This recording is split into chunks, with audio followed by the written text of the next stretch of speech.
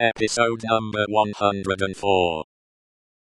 Very willingly, said the mender of roads, whom Defarge escorted to the top of the stairs, and, leaving seated there, returned.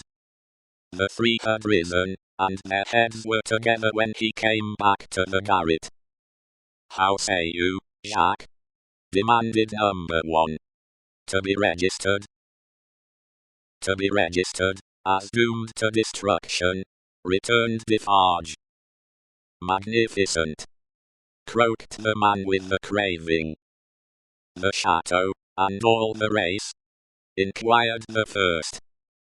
"The chateau, and all the race," returned Defarge.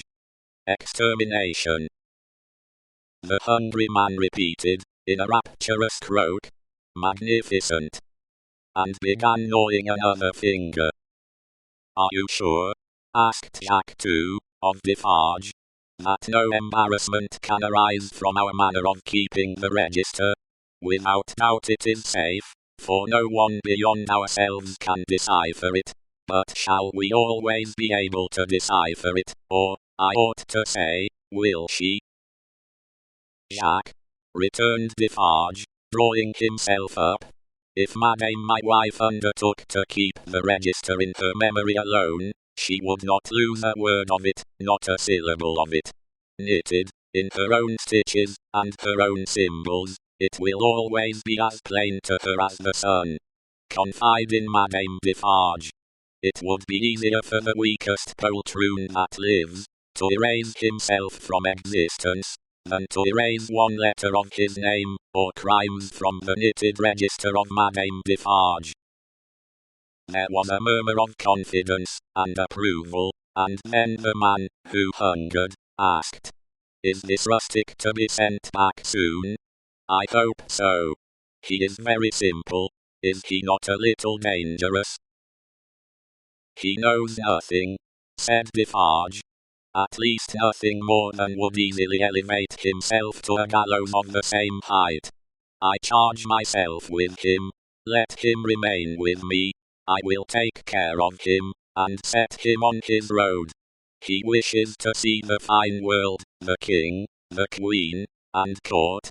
Let him see them on Sunday." "What?" exclaimed the hungry man, staring. "Is it a good sign, that he wishes to see royalty, and nobility?" "Jacques," said Defarge, "judiciously show a cat milk, if you wish her to thirst for it. Judiciously show a dog his natural prey, if you wish him to bring it down one day."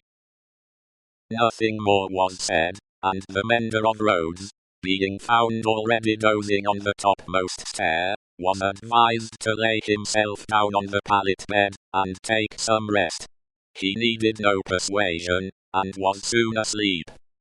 Worse quarters than Defarge's wine shop could easily have been found in Paris for a provincial slave of that degree.